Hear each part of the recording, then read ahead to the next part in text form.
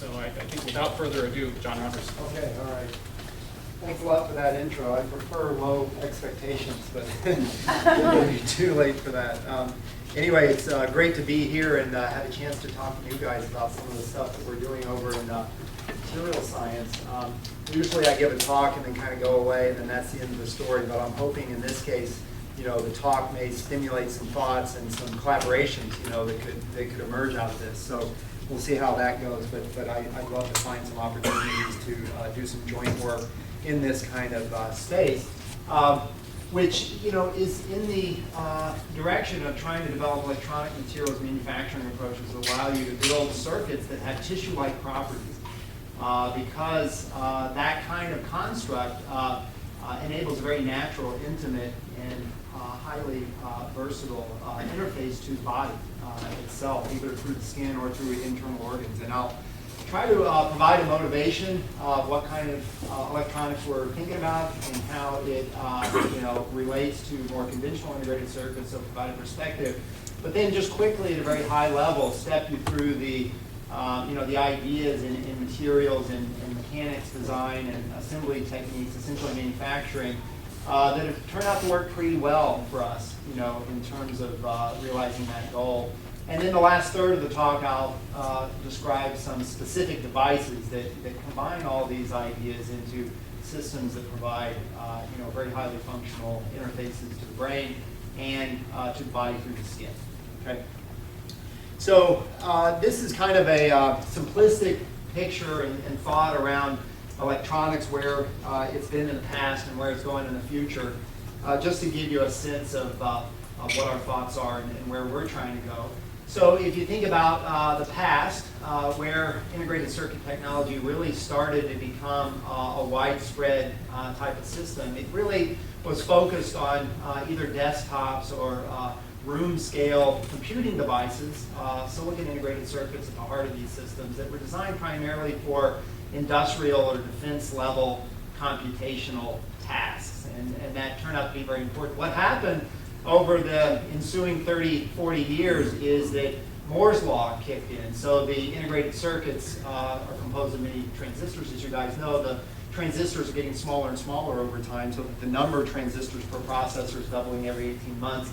And what that means is you can pack a lot more computing power into a smaller area, and those computations can happen at higher and higher speeds. So you move from systems that are constrained to rooms and desktops to things that you put in your pocket or, you know, carry with you in your briefcase.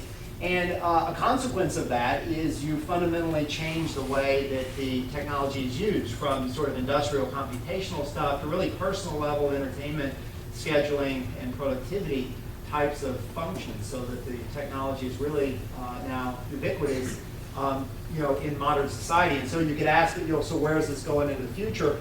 I think, you know, the dominant trend will just be more of the same. So it's going to be smaller, it's going to be more powerful, you know, more versatile. There's some innovative things happening in displays that will push the technology forward, and that's fine. And probably 95% of the folks out there are doing research in integrated circuits are thinking about that path. So simple continuation of Moore's law scaling and related developments. And that'll take us out another 10, 15 years probably. A lot of really interesting problems in material science, electrical engineering, physics in order to make that happen. So great area for research, great area for technology, will remain the dominant trend into the future. But what we're thinking about is a little bit different, and we think can also be important and sort of coexist and serve as complement to that Moore's law scaling, which is to think about the problem statement not around, you know, how small are your transistors and how many of them you have. That's really the problem statement that's answered by this Moore's law development pathway. But to address the problem that the mechanics and the geometry and the form of these devices is all wrong. Not all wrong for lots of applications, but certainly when you integrate this with the human body, it doesn't work very well. iPhone's a great device, but if you want to wrap it on your brain, you have a problem because the geometry and mechanics is all wrong. So if you can think about a vision of electronics into the future where you have enough devices, you have enough transistors, they're small enough already, can I configure them to look like the body in terms of geometry and mechanics and permeability to biofluids and so on?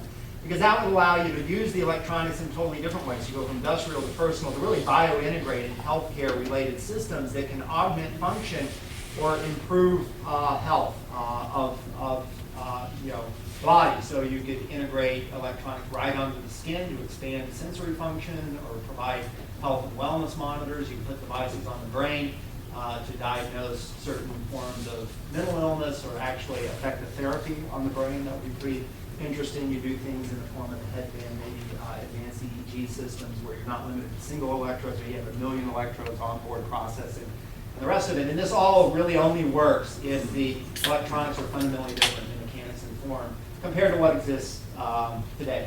So these are really cartoons, but towards the end of the talk, I'll show you physical embodiments of things that are almost exactly like that, and a little bit hard to see, but devices that wrap the surface of the brain do fairly sophisticated stuff, kind of as a starting point down this path. So what is the problem? I mean, why can't you do this today? Why can't you make a jello-like circuit and wrap it on the brain? The problem really is a materials problem, and that is that ever since the very early days of integrated circuits, devices and circuits themselves have been formed on platforms like this, like silicon wafers. And this is a great platform for a lot of reasons. The materials properties are exceptionally well controlled. You can make these things at very low cost.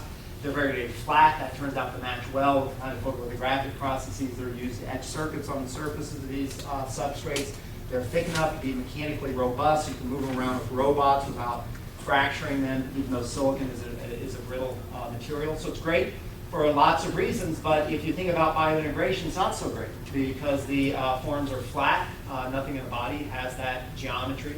The mechanics are rigid, brittle, and the layout's planar, also very mismatched with biology. And so you might think you're kind of stuck. So you might initially conclude you've got to move away from silicon.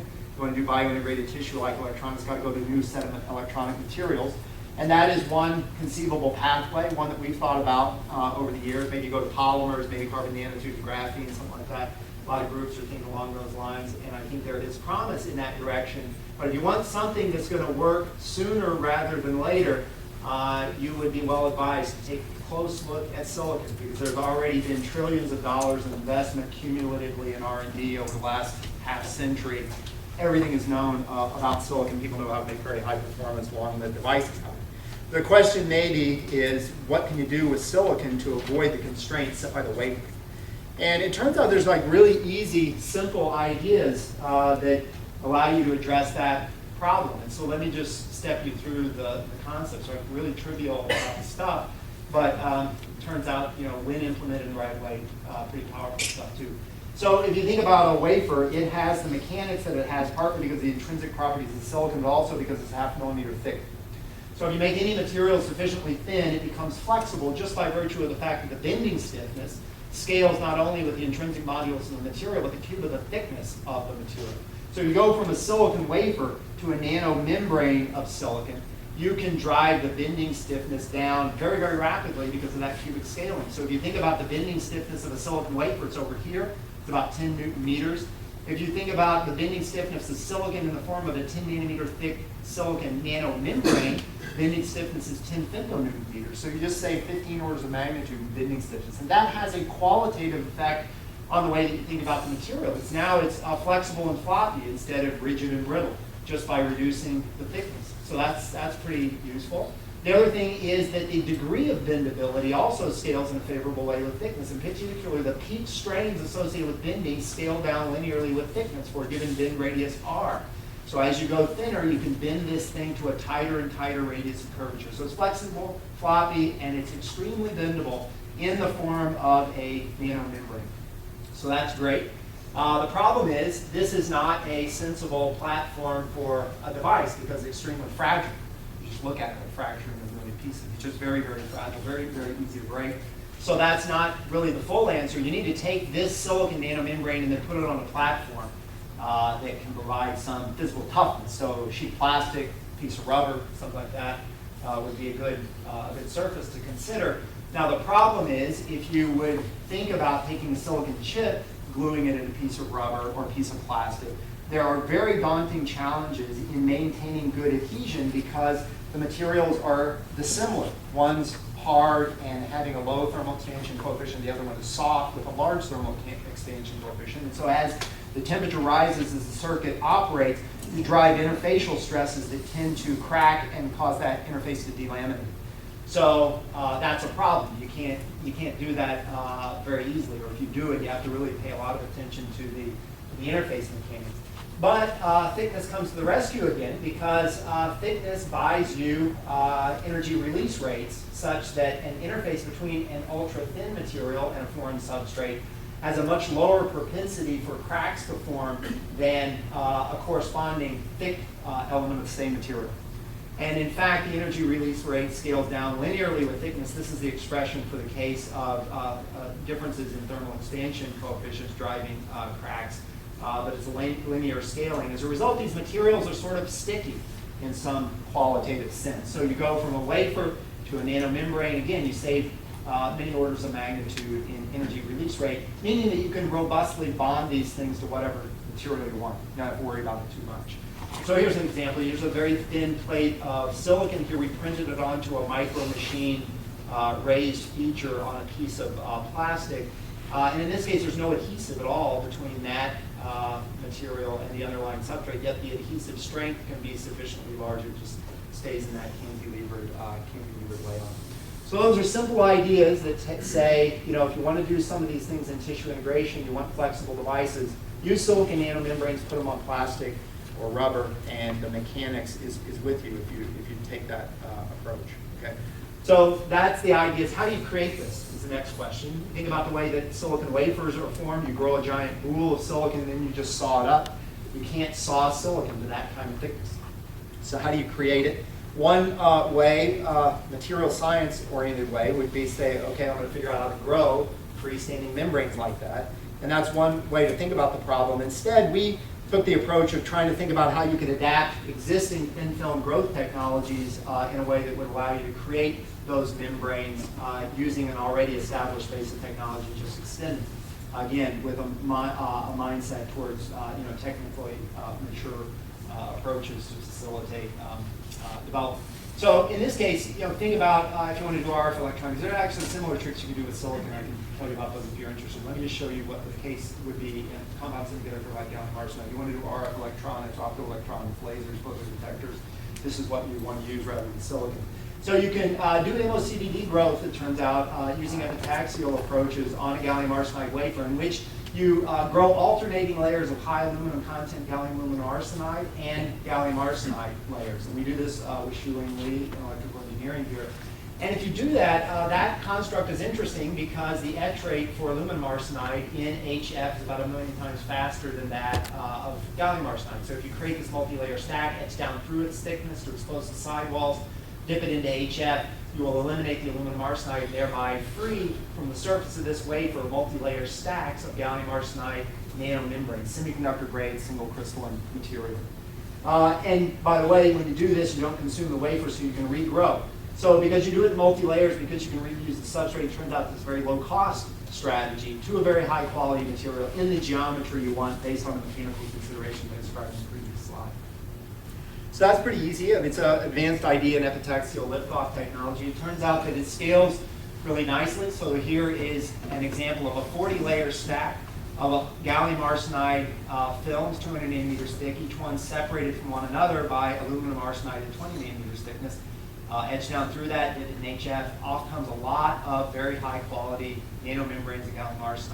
Off into the etching bath, so that if you deposit it down onto filter paper, it's basically a slurry of this material, you end up with a deposit like that.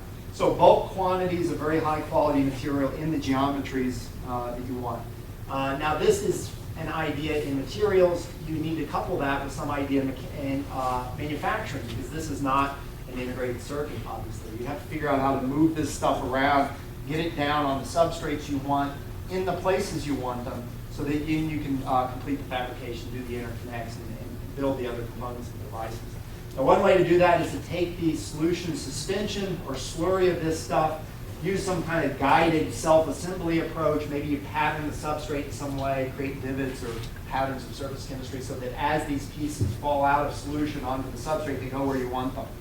And that's a strategy that's conceptually appealing. We've worked on it a lot of other people have as well. But to achieve the kind of engineering yields you need to do realistic integrated circuits daunting, and that's a big challenge. So we, in parallel, have worked on more deterministic ways to move this stuff around.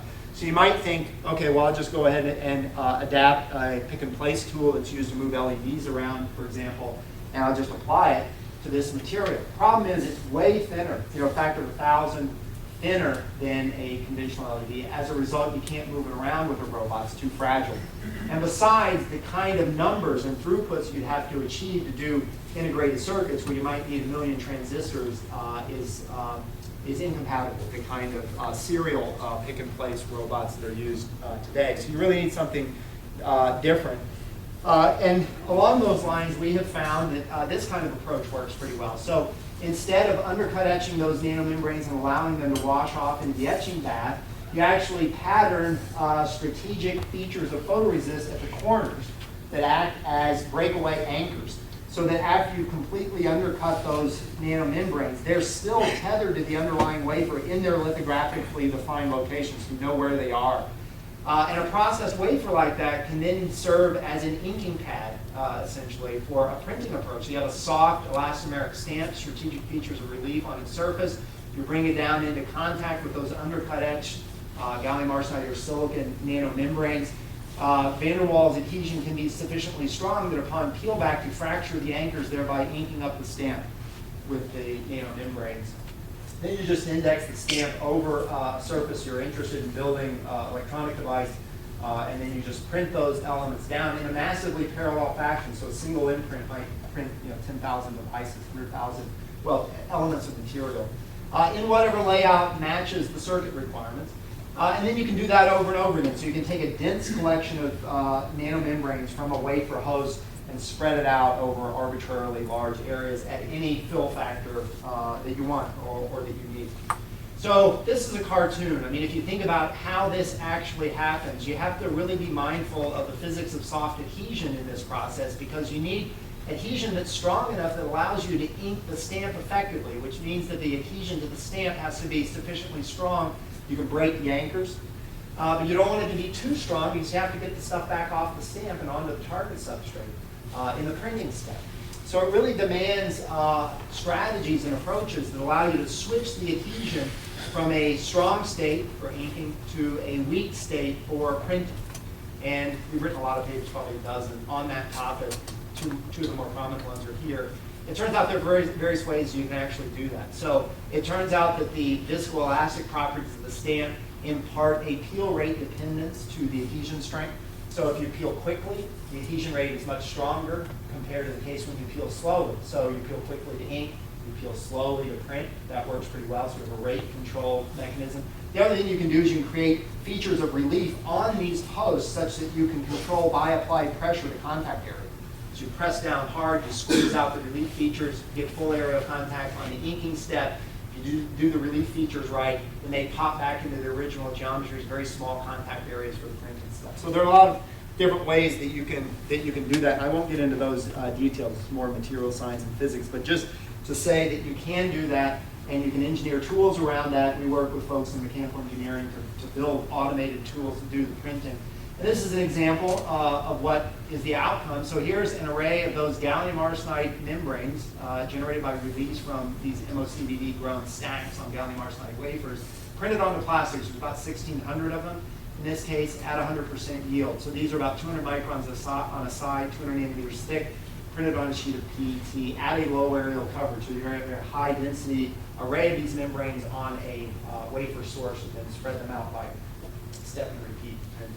So I printed onto a flat piece of plastic and then subsequently wrapped it around this cylindrical glass support just to illustrate the bending mechanics and the adhesion aspects I was mentioning before. So by virtue of the thin geometry, these things stay stuck to the plastic even when you bend it. And these elements, because they're thin and also the substrate is thin, don't fracture when you bend the support, even though gallium arsenide is extremely fragile and brittle, much more so than silicon, in fact. So that's what it looks like. Now that turns out to be a pretty good starting point. You have a very high quality semiconductor on a plastic substrate, which might be of interest. You can use that as a starting point for making solar cells or LEDs or integrated circuits, whatever you want. I won't go through those aspects, we just say you can do that. And here's an example of a device that's very, very flexible. It's based on silicon N and P channel MOSFETs on a sheet of polyimide where the entire stack thickness is just a little over 1.5 microns. We're just trying to see how bendable we can make these things. Wrapped around the sharp edge of a cover slip in this case. The bend radius there is about 35 microns or so. So very thin silicon and overall substrate thickness leads to this kind of bendability, but one additional idea on top of that is you develop the thickness of the polyimide support such that the neutral mechanical plane is coincident with the most brittle elements in the circuit, which happens to be the P and the N-type silicon in this case. So the neutral mechanical plane is just the plane through the cross-section of a sheet like that sees zero bending-induced strains. The top surface is in tension, for example, bottom surface is in compression. That's the plane that sees zero strain. So, you can be a little more sophisticated there, make these things very, very bendable. Now, the nice thing is because the devices involve interfacial transport, the thin geometry of the silicon doesn't affect the properties of the device as much, so you can get mobilities in the range of 400s, comparable to what we build on silicon and on insulator wafers. That's about a factor of 1,000 better than what you can do with organic semiconductors. So, by comparison, very, very high performance. And there are lots of benefits of that performance. You want to do high frequency, it's pretty easy to do that. And moreover, if you want to do high current output or even moderate frequencies, it allows you to achieve that kind of performance with coarse design rules on the source drain electrodes, which also loosens up tolerances in a manufacturing flow, which is a benefit. So this is good, but it's not good enough. So if you think about a sheet of plastic, it's great. You can wrap a cover slip, you can wrap a cylinder or a cone, but not a body part, not even a sphere. And that body part is more curvilinear in a way that can't be conformally wrapped with just a sheet of plastic. And moreover, the body is stretchable. It's not just bendable like a sheet of plastic. Your skin stretches, your heart moves around in very complex ways that cannot be accommodated just by bending. You need something that has more the properties of latex, so something that accommodate large strain deformations, not just sharp bending deformations. And so it really requires that you go beyond some of these ideas to a different layout that allows stretching. And there too, there's sort of a lot of different ideas you can think about. The ones that work best for us is basically take a circuit like this, optimize very thin, and cut holes in it. So create an open mesh out of it, and then design the system so that it can laminate on top of a piece of silicone rubber and bond only where you want it to bond. So you can pattern the surface chemistry such that upon contact you get covalent bonding only at the locations of the devices, so where the silicon is located. In the regions in between, it's not bonded. So if you do the bonding when the underlying silicone rubber substrate is in a state of pre-strain, when you relax the strain, what happens is those interconnect structures between the devices will buckle and pop up out of the plane and come out of contact with the underlying support, thereby creating an overall configuration that can accommodate large stretching deformations by changes in the dimensions and the geometries of the non-coplanar interconnect traces. So here, this is a square array of square platelets of silicon interconnected by trilayer stacks of polymer, metal polymers, electrical interconnects, and these are the pieces that are not bonded to the underlying substrates, and they pop up out of the plane as a result of compressive stresses associated with relaxing the pre-strain and the substrate. So you end up with something like looks like this. It's almost like an accordion bellows. Then you can stretch it back and forth, whatever you want to do, and you've effectively strain isolated the silicon islands, and so it operate well. You can stretch it back and forth like a rubber band. The other consequence of this mechanics is you can wrap whatever surface you want. I mean, the geometry doesn't matter too much. So this is an example of wrapping the dimpled surface of a golf ball, just to show that you could conform to that. So there are people who are interested in smart golf balls. Not us so much. We're interested in things like brains, and so that begins to look like maybe the skull side of a brain. And I'll show you an example of that in a second. So those are the ideas: materials, mechanics, manufacturing, how you can do some of these things. What do you do specifically then becomes a topic that's worth thinking about. And biointegration is an area that's has a long history. So 40, 50 years, people have been thinking about interfacing electrodes and electronics with the body. There are a lot of ways to do that. Many of them are FDA approved. They're out there. They're very useful. A lot of these examples are passive systems, but some of them actually have active electronics. Deep brain stimulator for Parkinson's disease, for example, cochlear implants, catheters. If you look at these devices, though, you see a common type of design architecture, which involves a rigid box of silicon wafer-based electronics tethered to the body through wires and point contact electrodes.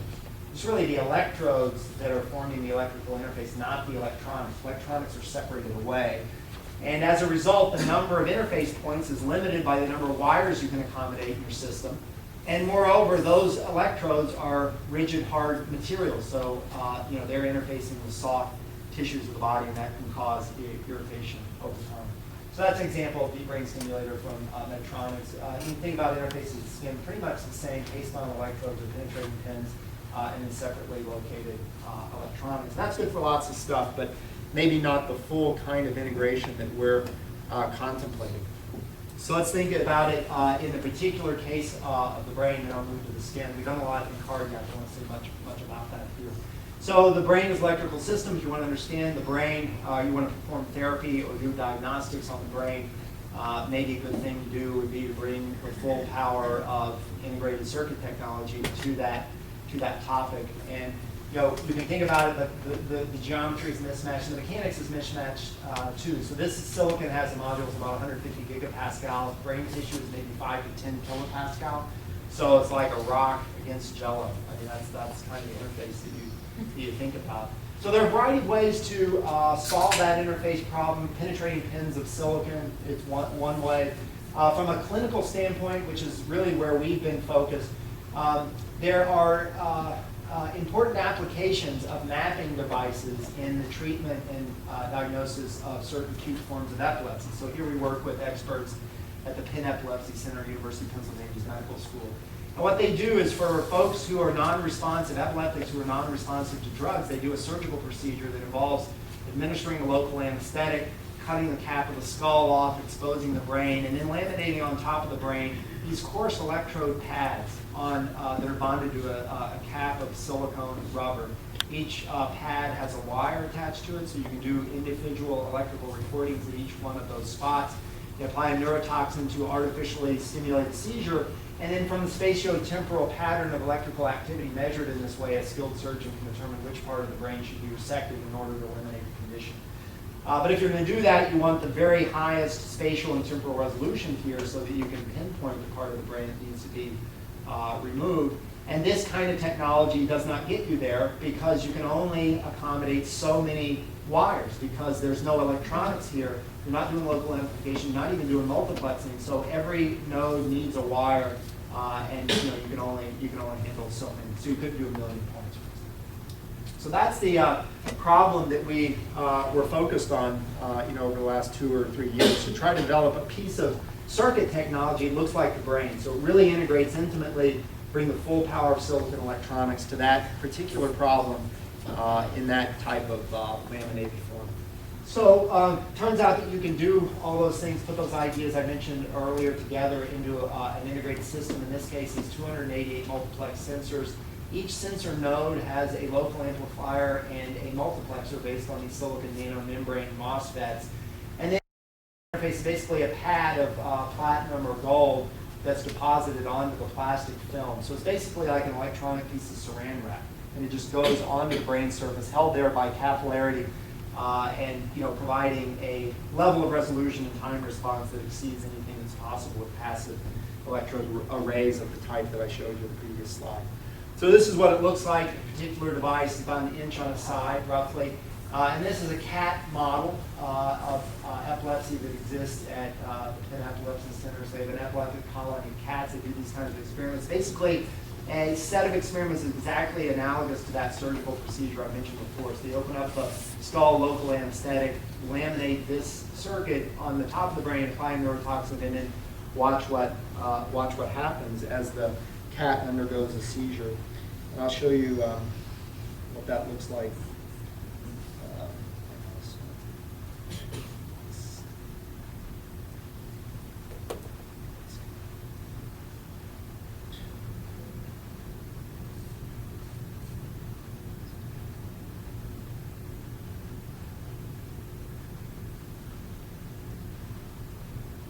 So here it goes. So this is a color-coded map of surface potential measured with that electrode array. Distance along one axis, the other axis. This is a represented single channel in that array as a function of time. So 0, there's where the neurotoxin is applied. That's 1 second, 2 seconds, 3 seconds, 4 seconds. So you see a lot of anomalous brain activity, but that all precedes the physical seizure, which doesn't happen until roughly this point. And at that stage, you see in this single channel measurement a very periodic waveform with time, and a corresponding periodic spiral wave instability on the surface of the brain that goes around and around like this. So to my knowledge, this kind of data has not been collected before in vivo in a live mammal system. It's been observed in brain slices, so this is not totally unprecedented. You use voltage-sensitive dyes to see some of this as well. But in terms of electronic mapping, I am told that this is the first example of that. So potentially providing some new insights into the neuroscience of epilepsy, but then again, in the practical context of this clinical procedure, it provides unprecedented resolution for a surgeon to go in and effect the therapy via resection. So this is the kind of thing you can do. I mean, I think this particular example is what we can achieve in an academic environment, but I think the concept should scale to much, much higher resolution, larger areas, smaller probing spots. There's no technical barrier to doing that, just practical and set by the kind of processes we do in the MRL.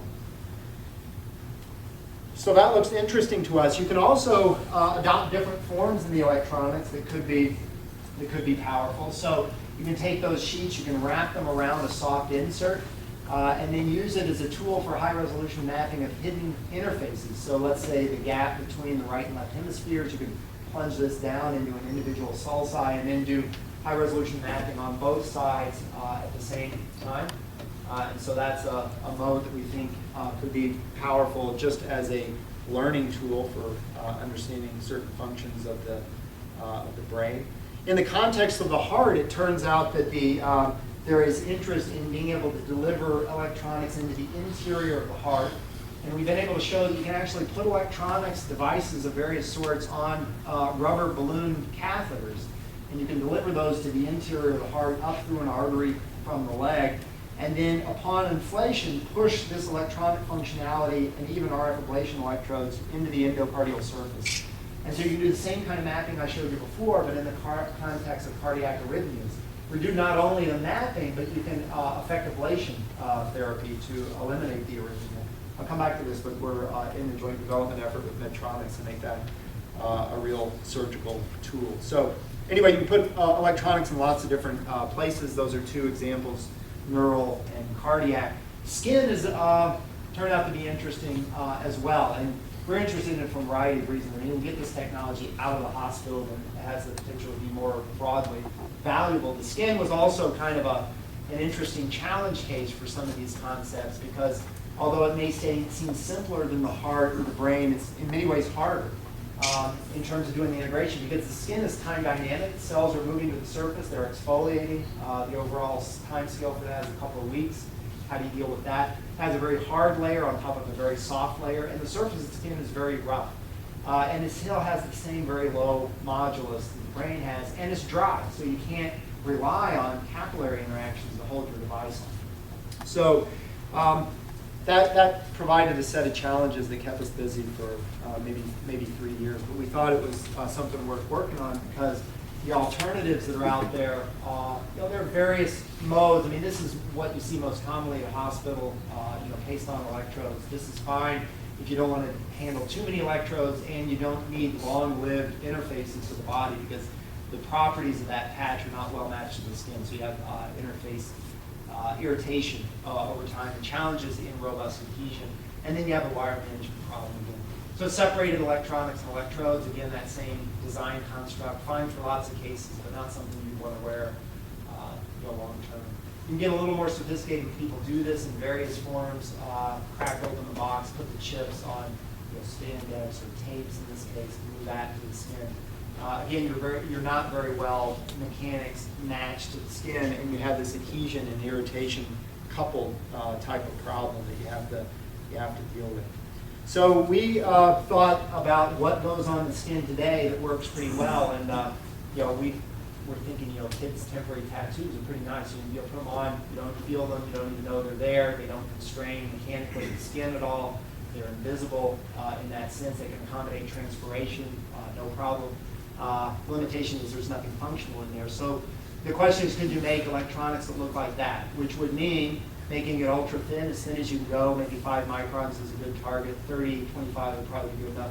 Ultra light in an aerial mass loading sense, so maybe a milligram per centimeter squared. As low in modulus as you can go, for reasons that I'll describe in the next slide. 5 kilopascal would be a good target. It needs to be permeable to air and water to accommodate transpiration. At the same time, it needs to be waterproof in the sense you don't want your circuits to leak electrically into the skin in an unwanted way. So let me say a few words about that low modulus construction, because it turns out that that's a critical piece. And if you think about the adhesion and the skin irritation problem, it's really all about mechanics of the interface between the electronics and the skin. And so you can just do mechanics analysis on that system. So think about a piece of electronics with modulus E, thickness H, laminated onto a piece of skin where the skin modulus is 5 kilopascals. Maybe it's a little bit higher than that, but this is a good number to think about, at least initially. And the thickness is maybe 1 millimeter, so the epidermis. And then you think about the interface stresses that develop between the electronics and the skin when the skin is stretched or bent. And you quantify those, you can calculate those. Those are important because those are the stresses that drive delamination. And so those are the ones you have to overcome with an adhesive if you want things to stick robustly. You can think about the shear stresses or the peeling stresses. Shear driving delamination in this way, peeling sort of in that mode. And then consider 3 cases. Let's say the electronics basically just a silicon chip. So 100 gigapascals, 300 microns in thickness. Maybe get a little bit more advanced. You can do plastic electronics and flexible electronics. So a sheet of plastic has a modulus, maybe 5 gigapascals, thickness maybe 50 microns would be a good number. And then compare those 2 cases to skin-like. So let's say your electronics really modulus match to the skin, and you're able to achieve that 5 micron number. And then think about what the magnitudes of the shear stresses are. So this is shear and peeling stress as a function of normalized distance. This is the edge. So over here. So the first thing you notice is that these stresses peak at the edge. That makes sense. All the peeling starts at the edge in a system like this. But look at the magnitude. So you go from silicon, so worst case, is the largest stresses in both cases. Plastic is better, but pretty significantly better. Skin-like is even much better. So think about the magnitude. So the stress ratios, in the case of a silicon chip compared to a plastic sheet, for tension and bending in the skin. So the shear and the peeling stresses are decreased all by about a factor of 5 for these 2 scenarios when you go from silicon chip to plastic sheet. So that's helpful, but that doesn't change fundamentally the way you think about the interface and the kind of adhesives that are needed to keep the thing bonded. On the other hand, if you think about going from silicon chip to electronic skin, that is a circuit with these kinds of properties, then you're talking about 5 orders of magnitude. So it's absolutely dramatic, and it's driven by that modulus number a lot more than that thickness number. And so 5 orders of magnitude change the way we think about engineering that interface. And that's kind of the point. So you can see that. You don't have to build a circuit to see that. Here's a couple of examples. So this is a sheet of silicone with one formulation that has 1 modulus. And then I'll show you another case. Same exact chemistry, just different density of crosslinks, and you can see the qualitatively different response to strain. So in this case, modulus is low. You stretch the thing. It doesn't delaminate. It's just van der Waals bonded. There's no adhesive there. You can crinkle up the skin by flexing the wrist. Again, no delamination in that case. You look at the same material, just a bit higher modulus, same thickness, everything else the same as you did. Drives delamination there at the edges. You can see that it's peeling off. Likewise with stretching. So you see the stretch delaminate there. So this is the importance of modulus in adhesion. You can quantify that by doing experiments and doing modeling. I won't step you through that. It's basically the right idea. So the question is, if you have a very low modulus sheet of silicone rubber, that's easy to do. But now how do you integrate a circuit on top of that without mechanically loading it, without creating an effectively stiff structure by virtue of putting the circuit on top?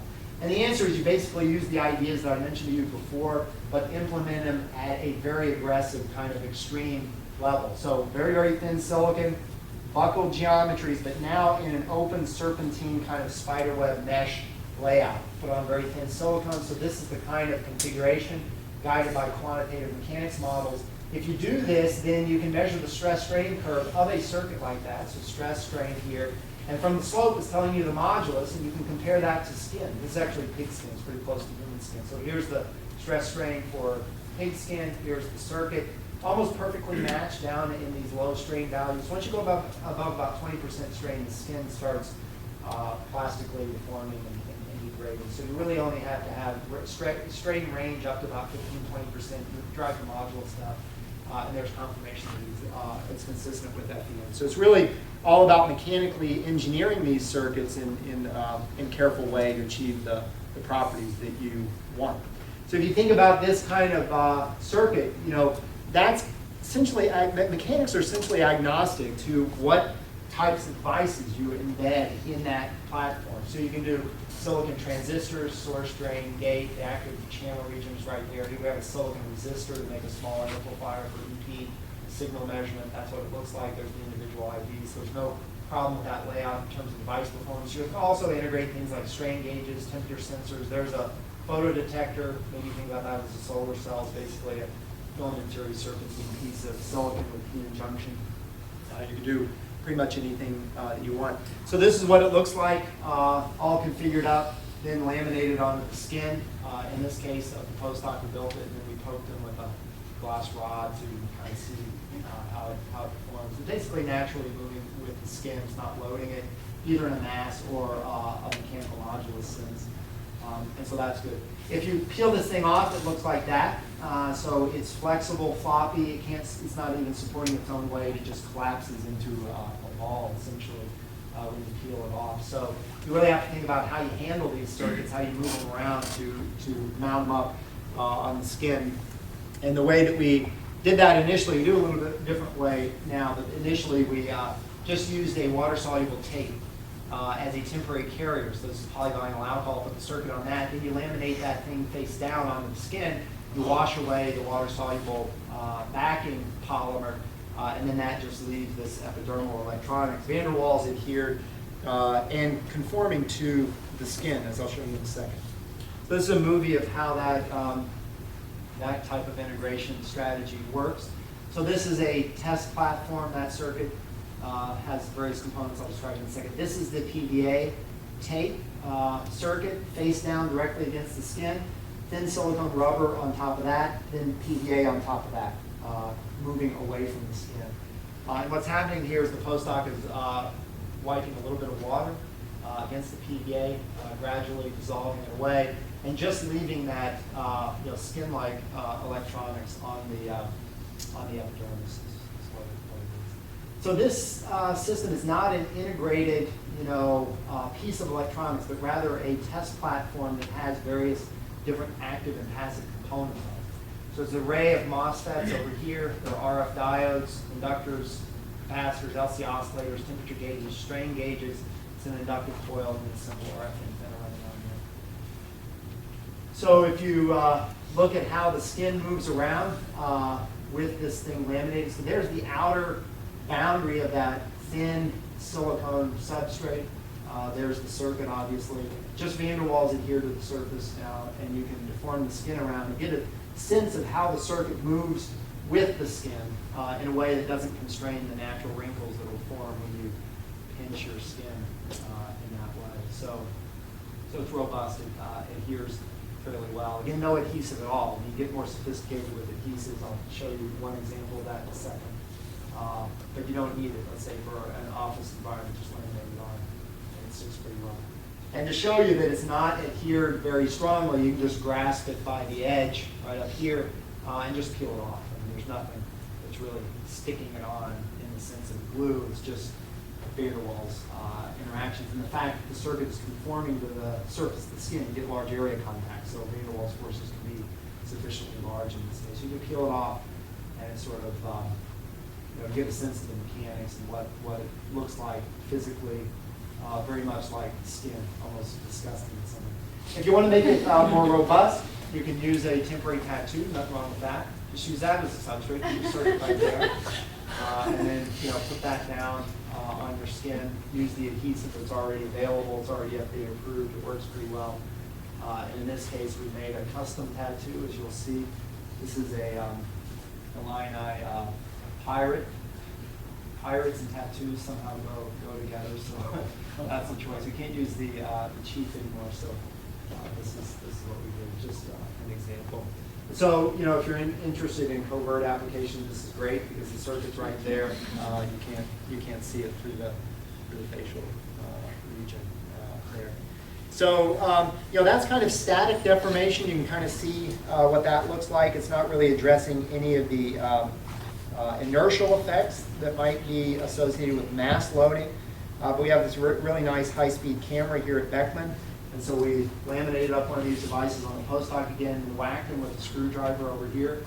And then that launches a wave across this thing and kind of see how it moves around. He said it didn't hurt, but we'll take his word for that. So that's what it looks like. I actually have one of these things mounted on my own skin, and I have a microscope here. So let me try to show you what this looks like. I'm more than happy to let you take a look if you want to come up afterwards. So this is just a USB-enabled microscope, and so that's what your skin looks like. I'm not a lizard. That's your skin is challenging in terms of that topography. But this is the circuit. Sort of looks like this, like that. So pretty much conforming with the skin. And I have one of the Illini tattoos up here. It turns out, as well, if you want to take a look at that, turns out you want to make a custom tattoo, the minimum order is like 1,000. So I'm giving away tattoos. Whoever wants one can come see me after the talk.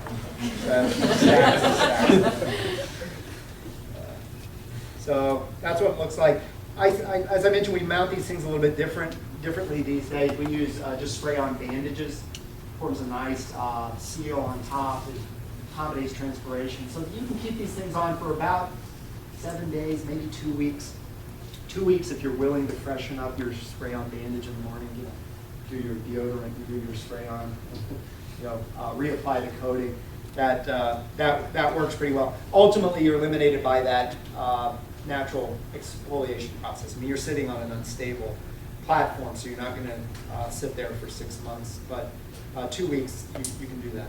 And it's waterproof as well. This is what the interface looks like. So again, this is not a real piece of skin. It's actually a polymer replica, looking at it under an SCM. So the topography here is what is challenging. But with this kind of layout, you can see you get pretty darn good contact everywhere except certain points. And so you have an intimate interface with the skin. And you can exploit that for doing different things. It turns out that so you can do a lot of different things. There's just generalized electronics technology. Think about whatever you want to measure through the skin. There's a lot of interest in hydration because there's a cosmetics aspect to that. Hydration level affects the appearance of the skin. Athletes want to know their hydration level, and there are various kinds of disease states that that show up in hydration. And so we work with L'Oreal and Estee Lauder actually on the cosmetics application with Gatorade on athletics and Medtronics on the healthcare related application. But one way to do this is you can make a resonant coil, you couple it to the skin, epidermal format, and so you can do wireless readout of hydration level by measuring RF conductivity of the skin. And if you look at the response of this wireless epidermal system, you compare that to commercial devices, basically a plunger you push on your skin, there's a pretty good correlation. So that's one way to measure something that people have told us they're interested in, just as an example.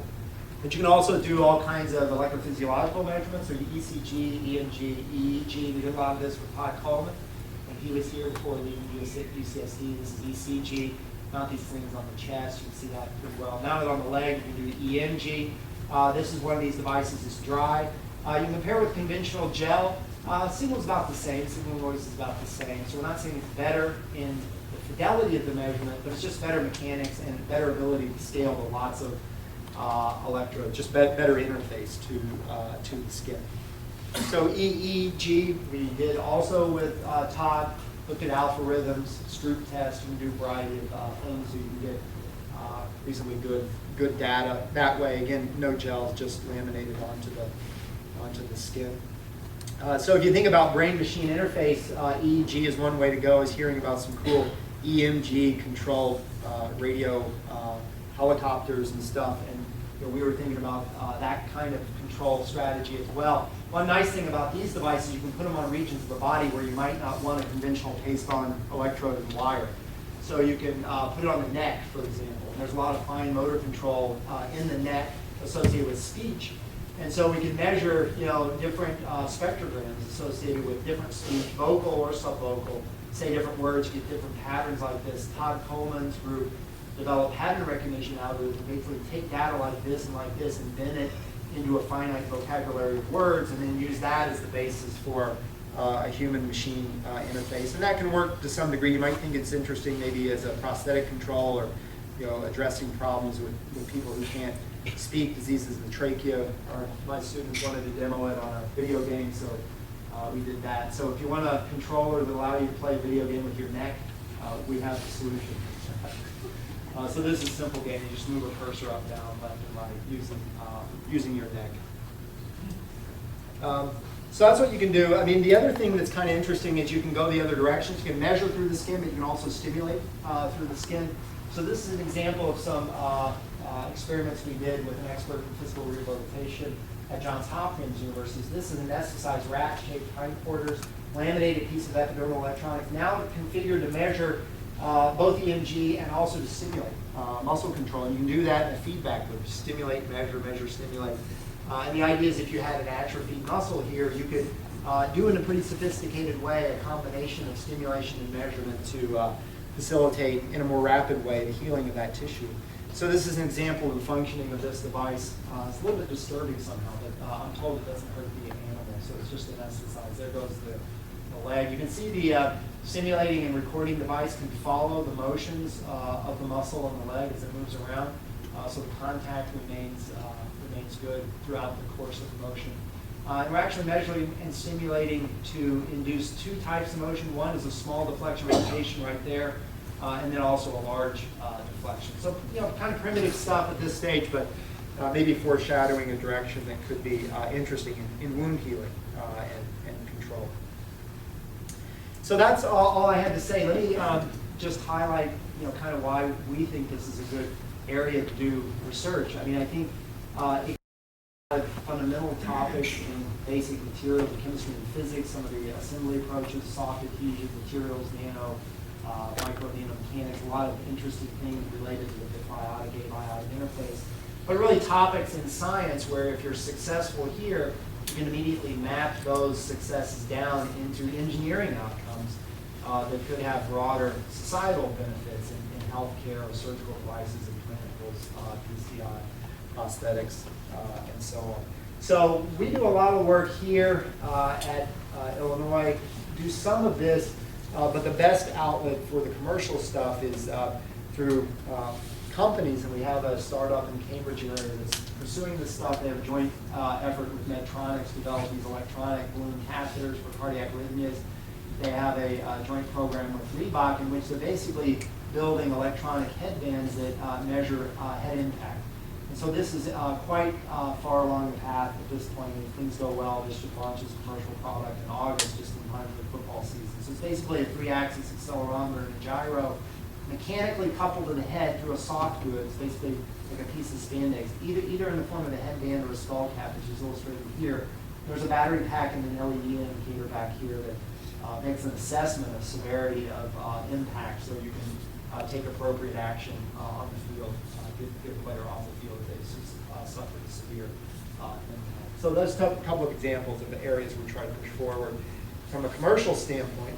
And the other nice thing, interesting thing about companies is it allows you really unusual opportunities. So they actually have a relationship with NASCAR, and this particular driver wore one of these epidermal tattoos, measure hydration, EMG, and strain during a race. And it's not clear how this information helps him drive his car, but it's just an example of things like moving to athletic domain, at least in a small way.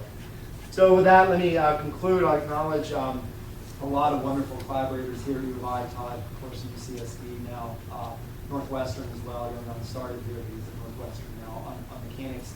Theory, manufacturing, EEG, some of the signal algorithm stuff, Ralph Muzo and materials chemistry. But a lot of this, the outputs we really try to focus on clinical health, and so we need to work with medical doctors there, UPenn, Sarver, University of Arizona, Johns Hopkins, and WashU, main areas where we have active collaborators with people who are aware of challenges in existing surgical procedures. We try to address those with this kind of technology.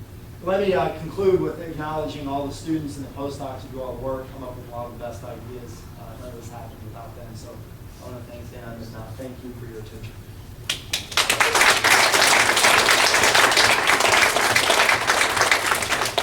Yeah. It really generates a lot of imagination.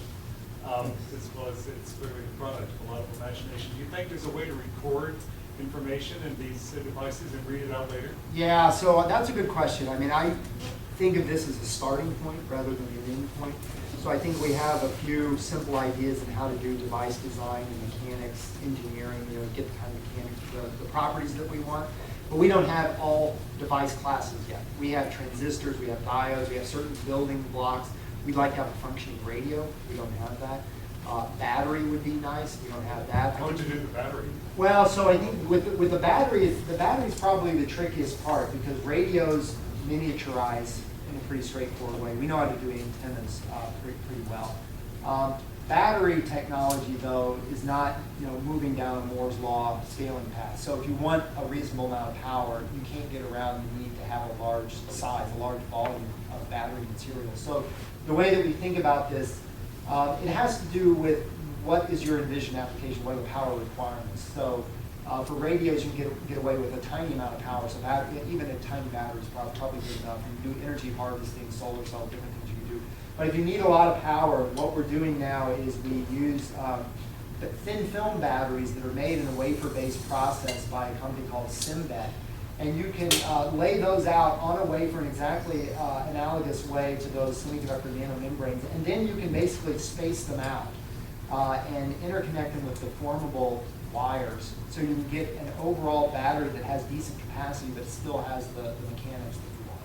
So it's all about moving the hard materials around, combining them with deformable interconnects and soft substrates to get what you want in terms of the mechanics. So it's basically the same ideas, I think, applied to batteries, but it's probably the trickiest part of the system is the storage. I think the memory, the radios, some of these other things are probably more straightforward. At the same time, we don't have a working active radio. We're close to that, but it's an engineering development.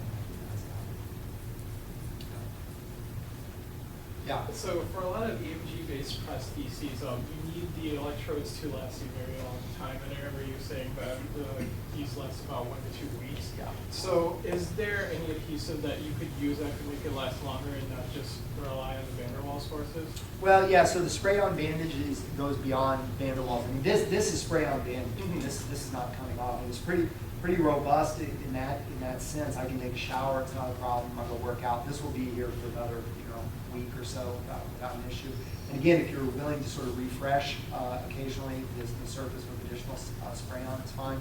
The problem is your skin is naturally undergoing this exfoliation process. And so if you have something sitting on the skin for a very long period of time, even if you could figure out the adhesive, you're frustrating that natural biological process. So we haven't done the long-term test to see the consequences of that, but one would have to look at it. I mean, I think for us that's the limitation in terms of time scale. So you can always peel these things off, reapply. I mean, if you had to refresh the device itself, you could certainly do that. But I think your point is well taken. You want it as long-lived as possible. We're finding a lot of applications where two weeks is good enough. Prosthetic control maybe doesn't fit that. In that case, maybe you want it subdermal or something, get it off of the skin into a place of the body where it could have a longer resonance time without disrupting the natural processes. That's a good question. I answer. Yeah. One of the issues that arises with long-lasting applications to the skin is allergenicity. Yeah. Is either the the surface, the sticky covering, or the electrode itself allergenic, or are they? Well, so we use gold and platinum, so you know your rings are on your skin for a long period of time. It's a lot larger contact area here, so that would be our argument. I don't know that you could convincingly make that in a broad brush sense. There could be people who have an allergic reaction to a device like this. We haven't seen anyone, but basically me and my students wearing these things, so it's not really at that level yet in terms of a broad, systematic, FDA type evaluation. But very, very good question. We're just not quite there yet in that sense. Yeah. What about interfacing with other devices? You wanted to use this to control a prosthetic. Do you have interfacing so you can plug into a microcontroller that's already on the prosthetic? In principle, the devices I'm showing you here, we had the one wireless device for hydration. We want to eventually make radios so you don't have wires, but a lot of the data, the EMG, ECG, all this stuff, that was connected with a thin ribbon cable. So we have sort of releasable connectors, so you can put the tattoo down. There are exposed electrodes on one edge, and you have a soft, sort of stretchable, connector system that allows you to laminate against those contact pads, and you can get data out. That's designed to allow you to measure when you need to, and then you decouple yourself from the external data acquisition systems. You go about your business, you can measure yourself again. So maybe concepts like that. We have thin, flexible ACF film that can also establish a wired connection to an external system. So that could be a prosthetic or some microcontroller or something along those lines. So yeah, I mean, at the moment it's not as elegant as one would ultimately like, but kind of functional at a level, a certain level too. Yeah.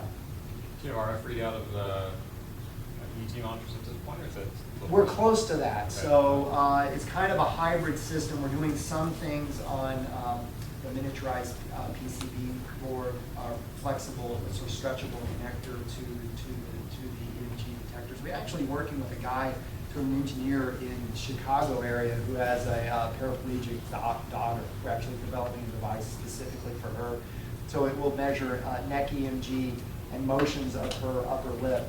And then the radio device will be sort of mounted, kind of in the ear bud type of thing. So that's close to being ready to go. Not today, but probably in the month, that type of thing. But I think that's one step toward ultimate solution to test everything on the patch, but not there. So how cheap and fast is it to manufacture? Well, it depends on the level of sophistication in the device. I mean, the way that I think about it, it's kind of display scale electronics. It doesn't have to be leading edge, 22 nanometer node integrated circuit silicon. It could be that, but a lot of function doesn't demand that. So it's more along the lines of the cost structure and per unit area, analogous to the backplane for an LCD display. So I don't know what the latest numbers on that are, probably $50 per square meter or something like that. And so the vision on manufacturing is you have a display type fab to create your open mesh architecture circuits with the silicon transistors, whatever you need in terms of sensors. And then you basically peel that away in the form of a sacrificial film from the underlying glass carrier, and then you put it on rubber. So I think we're thinking about how do you bootstrap on existing manufacturing capabilities, whether it's a silicon foundry or a display fab, and then you're adding back in packaging steps to that. So I think in a per area basis, it will be defined by display type cost structures plus something, but not plus factor of 2 plus 10-20%, depending on the exact cost structure. It's the back end packaging piece on top of something that already exists. So that's the way we think about it. Whether your application can accommodate that, depends on the details. So one reason why we like cosmetics is that's a pretty high-end market, not quite as price sensitive as a lot of other things. And so certainly there we've done cost modeling around products that we have in mind for L'Oreal and Estee Lauder. But it would depend on what you want. On the other end of the spectrum, the Gatorade folks want a hydration monitor that is in the form of a peel-away sticker on every bottle of Gatorade. So you peel it away, put it on your skin, you do your thing, and then the device tells you when you need to drink Gatorade. Nonsense. I don't know if that will go forward or not, but that's probably the most demanding cost scenario in that time. It's a disposable. Yeah. So I have a couple projects here that would be, I mean, probably I'm interested in using your kind of head too for EEG type measurements. Yeah, great, EEG. great. Yeah. So just in general, how would we go about, are you at the stage where you're ready to interact on some of the? Yeah, I mean, I have How a do we go lot about of it? postdocs, a lot of bandwidth to do stuff. It'd be great to strike something up. Just send me an email and we just find a day and get the relevant students and postdocs together and then go through the Okay. thing. It'd be great. You know, it's, we're working with Todd. He's gone, so we need to start up something Okay. new, right? I guess the ECOG stuff is maybe a little farther out, but is that to the point where you'd be interested in working with people here? too? No, I mean, I'd like to do something with EMG. It's just a lot easier measurement. Sure. I mean, all of the above, but I think EMG is just Yeah. low hanging fruit. Absolutely. Right. EMG. You want free tattoos? I have them.